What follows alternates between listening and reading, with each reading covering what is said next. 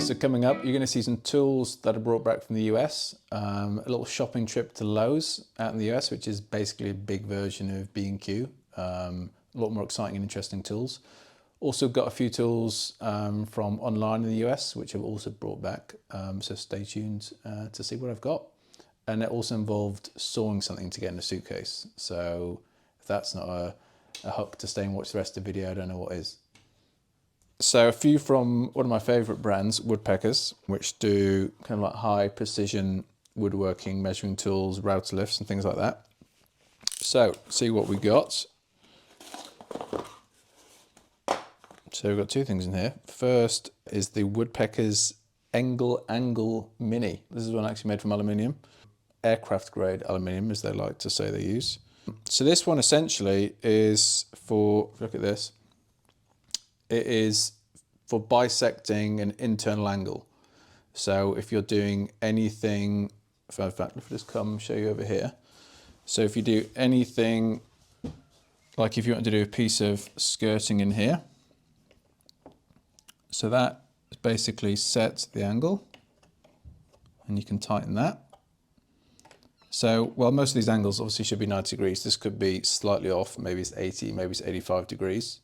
So that's now locked. And if I just grab a piece of wood, so I could now rest that in here,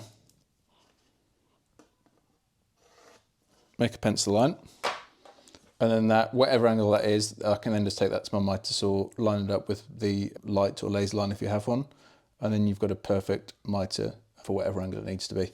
So that's the handy tool. They also do a larger one of these. I wanted to get a smaller one. So that's that one.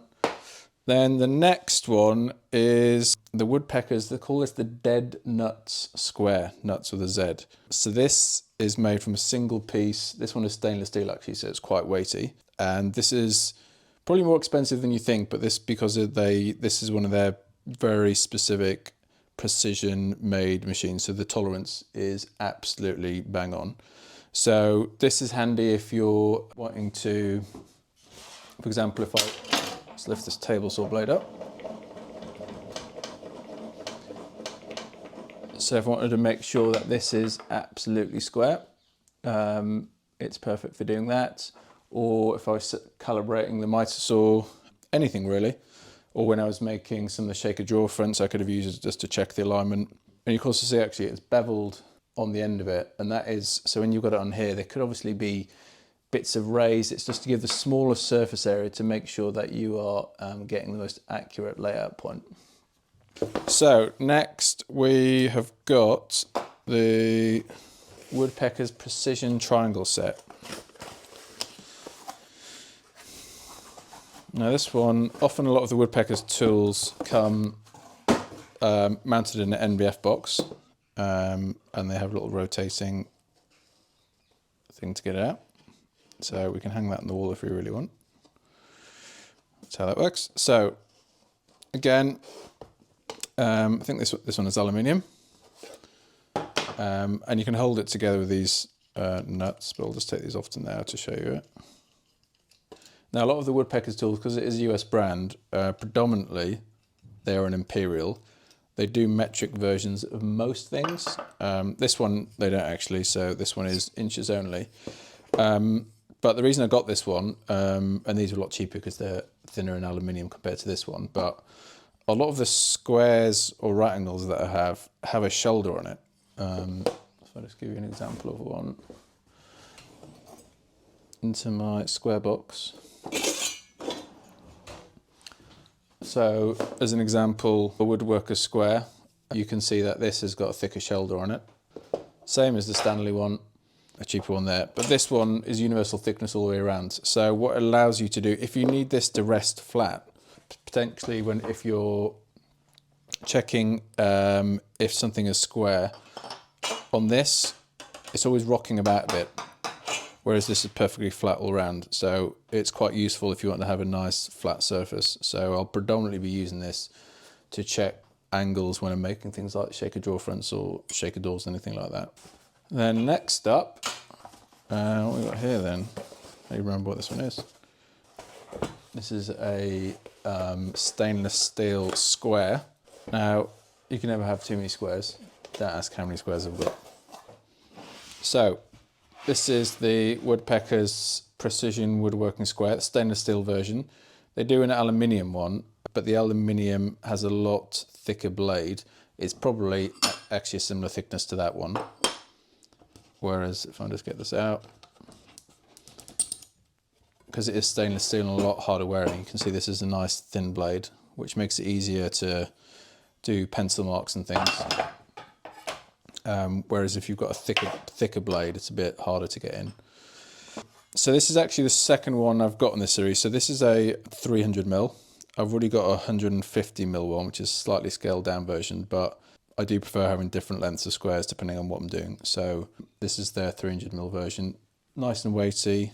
So I'll probably be using this quite a lot. And similar to the other woodworking squares that Woodpeckers do, you can see it's got indentations every millimetre in here, which I think a lot of people have started copying now. I think Woodpecker started to do it first, but essentially it allows you, if you want to make a mark, say 274mm, I just locate my pencil in here and then I can drag it along like that. So that's quite handy to do. And then this comes in a nice little display case. So I might hang that up, I might put that away. One day when I have a giant workshop, all these will be proudly displayed on the wall. But for now, they will just be hidden in the drawer. So that's that one. Are you laughing? Are you laughing there behind the camera? So next up, this one, as you can see, is not a small box, and it's also not light, which I had to carry this back in a suitcase, such as my dedication to get expensive tools affordably, because this probably would have cost, so Woodpeckers do ship actually worldwide. This, I think, had a quote of $150 to ship it alone. So not cheap. So instead, I managed to get it in my suitcase and just fit into the weight limit. So what we've got here is the aligner saw system. Now, this is probably not super necessary for most saws, but, well, not for most users of table saws, should I say. So, what we've got here, now this is made out of stainless steel. It's actually pretty thick stainless steel. That looks to me at least 8mm. That is pretty weighty. This is probably about 5 kilograms on its own. So what this allows you to do, if I just come over to the table saw, so what this system does is allow you to get precision calibration with your table saw. Could be a little job site saw, could be a big high-end saw. But when you are aligning the blade, so while this blade could be perfectly square, a lot of the time when you're cutting stuff, you are riding something in the fence. So you're riding in the fence, or you're using the mitre bar slot here, which is the key one. So in order for you to cut something square with a mitre bar slot, your saw blade has to be parallel to this. And you can adjust that and calibrate that. It can change and loosen over time. Or even when the factory supply, it's not necessarily perfectly square. But basically there's some screws in most table saws which loosen this and effectively allow you to move the blade that way to line up with your groove. So if you use a little gauge like this, it will tell you the measurement here, and then you need to spin it all the way over here and check that you've got the same measurement here. Now, to do that, you kind of have to mark which tooth you're using in the blade and then move it across there to make sure you get the same blade, because blades can often have slight waviness in them. Now, when it's actually running, that doesn't matter, but when it's stationary, it does. So what this simple tool does is basically you can take out this blade and put in this flat ground piece of stainless steel, which then makes it much easier for you to then take your measurements, because you've got a flat piece of steel rather than a blade which can have some imperfections in it. So a bit overkill, but they don't sell it here in the UK. I would definitely see this as a long-term purchase for when I get bigger saws in the future. Oh, and the other thing it has also is its own little tool to check for a square as well. So you can slot that into your mitre gauge, and then another way for you to check if your table saw blade is square. There we go, the aligner saw system. So next up, we have got the JessEm Clearcut table saw accessory. Now, this was also an ordeal to get back in the suitcase. So this comes, I'll explain this whole thing in a minute, but this actually comes with a big long extruded piece of aluminium, which originally was this long, which is too big to get in a suitcase. So what that meant is I had to get a hacksaw and cut the end of it off, which I did while in the US before putting this in my suitcase. I just did that at the hotel, so that's fine. So what this, in fact, let me just show you on the router table first. So if you've watched our series on shaker drawer fronts, you'll have seen me mention this tool as well. So this is the JessEm Clearcut for router table, which is these rollers here. So put your piece of thickness under, give it a squeeze, and then tighten it. And what this does, these have basically that 5-degree angle, which allows the material to basically kept forced into the fence so that the speed of the router isn't going to bring it out, and make sure you get a nice perfect cut. So this is what I've bought now, is the table saw version of this. So it's a bit more elaborate, but similar concept. So this is the table saw version that JessEm make. As I said, a similar concept to what it's trying to do, which is to keep pressure on your material while directing it into the fence, this time for the table saw. So these are a bit more bigger and heavy duty. So we get 2 of these. Now what I haven't decided yet is how I'm actually going to use this. Future video coming, I'll show you a fence that I'm thinking of getting for the table saw to use these, but essentially this bar would mount on your fence of the table saw. So bigger cabinet kind of table saws have a better way of doing this and a bit more of a beefier fence. This is a job site table saw, so to do this I'd probably need to mount a piece of wood in here to screw this on, or get a separate fence which I can clamp on. So I haven't quite decided on that yet. So either, if I just quickly show you this, so essentially loosen this.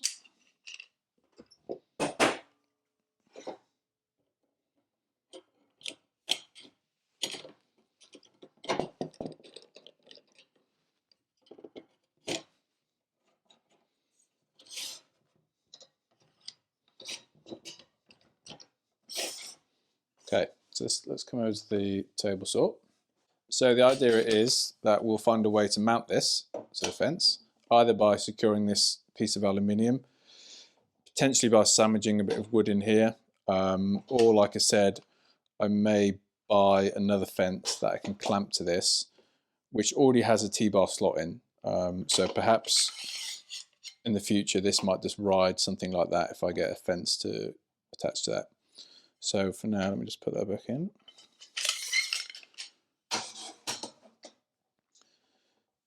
So what this then allows you to do is, let's balance that in there, is this arm can then rest on your material. So let's use this piece of architrave I've got spare. Similar concept to the router one. Rest it down, give it a bit of a squeeze so it's good pressure. And again, if you look end on, you can see that this wheeler has a kind of 5-degree angle into it. So as we come to feed the material in, that will naturally keep it, let's do it here, keep it going in towards the fence. So it should get, A, it helps you with safety, but B, it makes sure that that material has been directed in the fence, and also stops kickback because this material is nicely clamped with a bit of pressure. And you get 2 of these, so the idea is you'd have one a bit further down here and one at the front. So the combination of this, aligning it, effectively should allow you to make a job site, this is a job site table saw. There's no reason you can't turn a smaller job site table saw into a precision woodworking machine. So, got a few more small items in a bag down here, so let's bring them out, see what we've got. First up is a new narrower push stick with a foam end. This predominantly will be used for the table saw, but it's a bit more sturdy, and this foam is also replaceable. So if it does get nicked, rather than it damaging some plastic, you can actually replace this bit of foam. So if I compare it to the one that comes with, typically with most table saws, it's a lot cheaper, and if you get any damage or nicks in this, you can't really replace this. So this one, basically if I'm cutting narrow cuts, it helps me feed it in. So this is from Bow Products. So yeah, nice little small push stick for the table saw. I'll find out which one works useful when I come to do it. And again, another safety tool, this is a push block. I've got a couple of the other micro jigs one. I've got one of the slightly bigger ones, which is a bit more complex. This is more of a basic one. So if you're feeding a bigger sheet material through on the table saw, good pressure on that to help you get that through. So I've got a few different ones of these in different sizes now. Some of them are used for slightly different use cases, but this is the micro jig one. And what is actually also unique about this one, it has got these little retractable legs on here, so it does allow you to catch. Often if you're just using it like this, you can see the grip pressure on that, but with this one it then has got the little legs that get down, so it's also catching the end of the material as well as getting pressure on it, which is quite useful. I haven't actually seen any of the push blocks do that, which is why I got this one. So just give you a couple of, and obviously they just come back up if you're doing it in the middle, or pop back down at the end. So that is quite an innovative feature of this one. And other thing I got, a lot of these tools have actually been about safety rather than just toys. So that's about safety. Next up is some headphones that I got. So I've been trying to look for some more useful headphones to make sure I use them better, or earplugs specifically, but these are also headphones. So this is on a little neck band. And they're also retractable, so you can pull it out.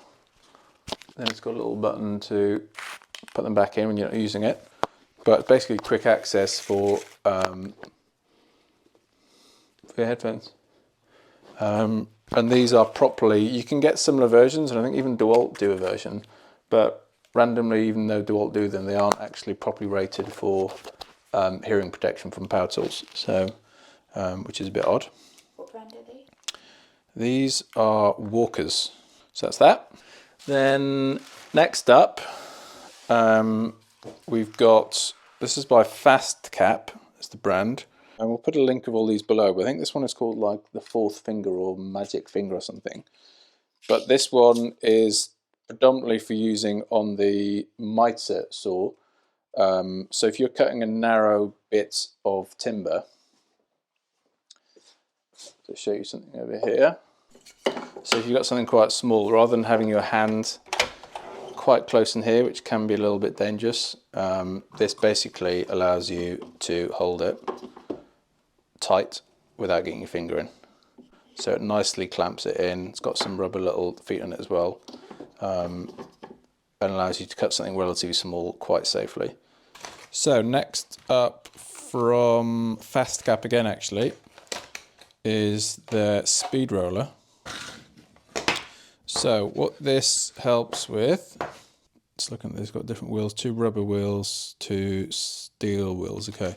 So this has got the steel wheels fitted. So if you're doing some edge banding, which I do occasionally do, so for example, this is just a narrow piece of MDF, but if you were edge banding this, just the regular kind of glue on edge banding, once you've glued it on, ideally you should then follow it with some pressure to make sure that as that glue sets, it's getting good pressure on it. So it's basically a roller to do, to roll the edge banding. Once you've set it with the iron, it's just setting, you can get good pressure on. So that'll be quite useful. I've had occasionally issues where it has bubbled up, where I haven't had the right pressure just from the iron itself.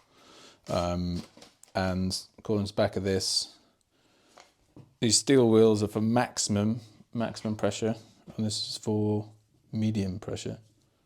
So the next one we've got is from FastCap again, FastCap mag shims. This is only a few dollars, this one I think, but this basically is a magnetic way of shimming things. So you've basically got a 1mm shim, and then a bunch of 2mm shims, all of which these have got magnets. So it does allow you quite neatly to, so here's a 2mm, 4mm, that's also nicely stacked together, 6, 8, 10, 12, 13. So this stacks up to 14mm, and because you've got the 1mm, you can do that in 1mm increments. So it is quite handy depending on what you're doing. You could use it for scribing, you could use it to set the table saw height or a router bit height, and if you've got a steel table, it allows you to do that without it moving. So not quite sure exactly what I used this for yet, but I did see it and thought that could be quite handy for some different uses. Potentially if you're scribing as well, you could maybe, if you wanted to do a full mill scribe, and then you could line that up with your pencil line. So I suspect that will be something that I find quite handy, but I don't know what I'll use it for yet. We're just about at the end now. I've got a bunch of, I don't know why this was cheap in the US, but a bunch of woodworking tapes. This is double-sided tape, which often you use for, if you want to kind of temporarily stick some timber together, maybe if you're doing some pattern trimming at the router table. So it's very strong, but equally you can get it off with a scraper. And then one more thing, which was, and thankfully I did need a new one of these, but this is the hacksaw that I bought to cut the aforementioned piece of metal on the JessEm router guides. So now I've got a new hacksaw. So there we go, that's everything I've got back. So if you've got any questions about any of these tools, put it in the comment below. We'll put links to all of these tools where you can get them in the US. A lot of these you can get in the UK, so we'll also put the links to the UK versions below. And look out for future videos as well. I'm sure I'll be buying some more tools. I do like tools as and when I can get them. So look out for future videos. And please, yeah, like, comment and subscribe. A whole suitcase for one long-term tool. Well, yeah, you have to build up your workshop.